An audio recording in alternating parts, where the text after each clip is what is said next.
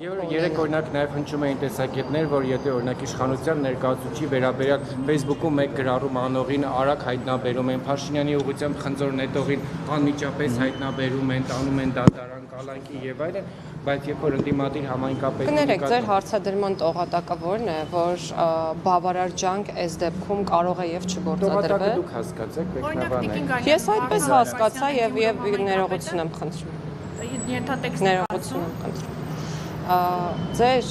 ասածից ստացվում է այնպես, որ մեր պետությունում սպանության դեպքի առթիվ կարող է բավարար ջանք չգործադրվել, որպեսզի հայտնաբերվեն։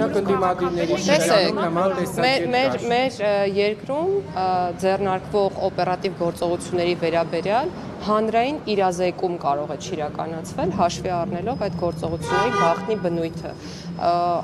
Այլ բան, քան դա, ասել չեմ կարող եւ իրականության մեջ գոյություն ունենալ էլ չի կարող այլ բան։ Տողատակը այն է, Տիկին Գայլյան գործընկերոջ, ես այդպես հասկացա, որ մարդիկ օրինակ իրենց հայտարարությունների համար մեղավոր են ճանաչում, երեք օրինակ Միքայել Սրբազանը, դրանից առաջ Ես պատասխանեցի ձեր հարցին։ Բաղդադ Սրբազանը, Սամվել Կարապետյանը։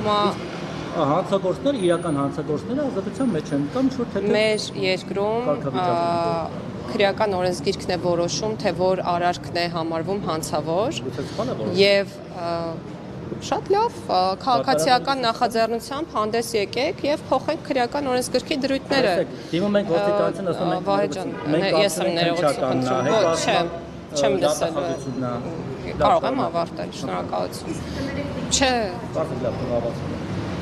Քրեական օրենսգիրքը որոշում է, թե որ արարքն է հանցավոր արարք։ Դատարանն էլ հաշվի առնելով քրեական օրենսգրքի արդեն որոշածը կայացնում է որոշում։ Հանցագործ ասելով չպետք է նկատի ունենալ միայն մարդասպաններին, խարդախներին կամ չգիտեմ, թմրամիջոց վաճառողներին տարբերակում միանշանակ կա եւ այդ տարբերակումը տեղ է գտած հենց քրեական օրենսգրքում սանկցիաների մեջ է տարբերակ։ Դա է ամբողջ խնդիրը։ Պոտենցիալ մարդասպաններն անունները կարող դες ուղարկել։ Տեսեք, կամ վարչական դիսկոտիան տակ են, կամ տնային, կամ դրսում են առասարակ, կամ չգիտեմ, գրավոր ազատության մեջ են։ Բայց մարդիկ էլի ի վիճակ են, վերջերս տնային կալանքի մեջ գտնվող մարդը որտեղ Աջափնյակում կարծեմ ներողություն։ Մարդ սպանեց էլի։ Հա, Երևանում մարդ սպանեց, դա ո՞նց հասկանալ։ Տնային կալանքի մեջ գտնվող 900 անձ կա։ 1600-ից ավել անձ այժմ գտնվում է կալանքի տակ, անազատության մեջ եւ պահվում է քրեակատարական հիմնարկներում։ Այդ մեծ բազմությունից հնարավոր են դեպքեր, երբ ըստ մեր պլանավորածի կամ ցանկացածի իրադարձությունը տեղի չունենա, կամ տեղի ունենա հակառակ բան։ Ես չեմ ասում, որ դա լավ է կամ դա այդպես պետք է լինի, բայց մենք չենք կարող մեզ, այո, եւ մաքսիմալ բացառում ենք եւ հետեւաբար դուք խոսում եք բացառություններից եւ բացառությունը հաստատում է օրինաչափությունը։ Շատ լավ է, որ ձեր ուշադրությունը հրավիրված է բացառությունների վրա, բայց ես ուզում եմ վստահեցնել, որ մեր ուշադրությունն էլ է այդ բացառությունների վրա հրավիրված եւ մենք փորձում ենք մինիմալ դարձնենք այդ բացառությունները, ընդհանուր մինչև բացառենք այդ բացառությունները։ Եթե պետությունը, եթե իրավապահ համակարգը իր տեղում լիներ, հնարավոր էր արդյոք կանխել, հա, այս ողբերգությունը, հաշվի առնելով, որ օրինակ Մերձավանում մի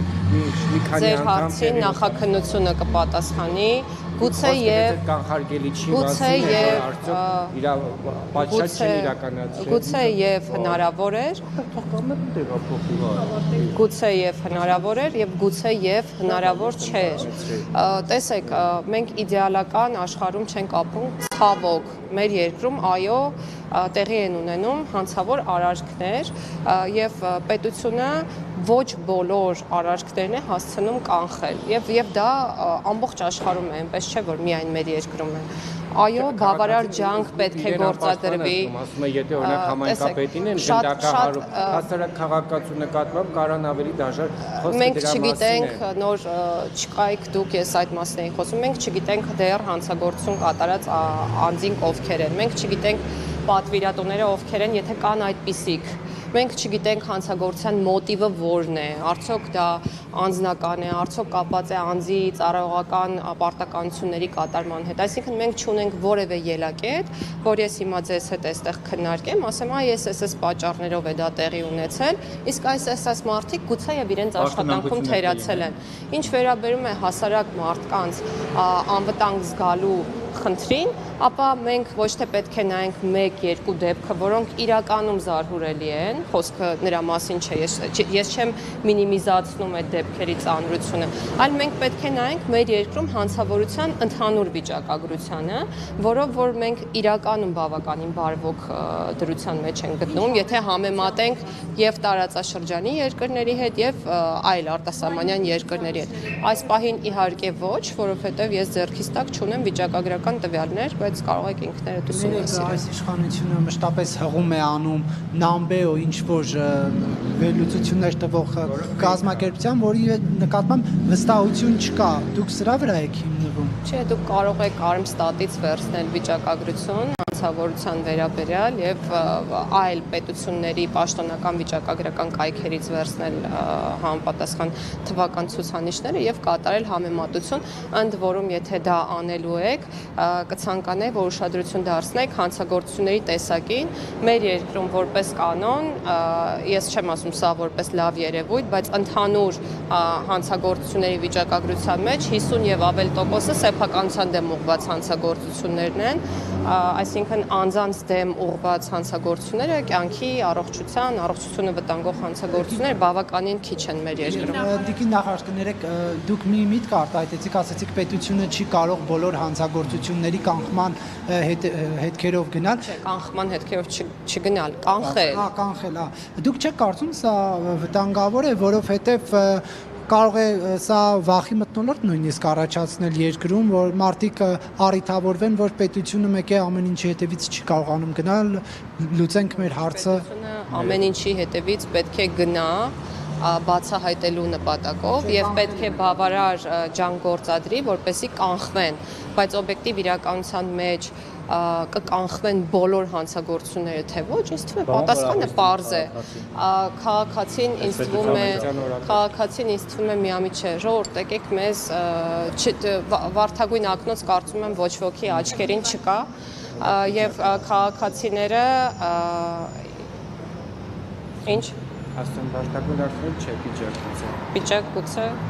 Տիկին նախարար։ Տեսեք, քաղաքացիները, չէ, հարգելի լրագրողը երեկվա իմ կարմիր պիջակի հետ կապված է դիտարկում անում, որը կարծում եմ ամենամեծ խնդիրն է այս ամենի մեջ։ Տեսեք, իհարկե պետությունը բավարար ջանք պետք է գործադրի, որպեսզի կանխարգելի հանցագործությունները եւ նաեւ մենք մշակում ենք առանձին ռազմավարություն, որը ուղղված է հենց հանցավորության թվերի նվազմանը եւ հանցագործությունների կանխարգելմանը եւ այդ առումով խնդիրը միայն դրված չէ իրավապահ մարմինների կամ ոլորտում քաղաքականություն մշակող մարմնի առջեւ, այլ խնդիրը շատ ընդհանուր է եւ խնդրի լուծման պատասխանատուն նաեւ յուրաքանչյուր քաղաքացի է, ինչպես նաեւ շատ լայն սպեկտրի քաղաքացիներն են պատասխանատուները, սկսած մեր երեխաների կրթությունից, չգիտեմ, նախակրթական դպրոցից համապատասխան գիտելիքներ տալուց եւ այլն։ Այսինքն սա երկար եւ անընդհատ process է եւ քաղաքացին կարծում եմ խնդիր չունի իրեն անվտանգ չզգալու, որովհետեւ մինչ այս պահը ամեն դեպքում համատարած հանցագործությունների վերաբերյալ որևէ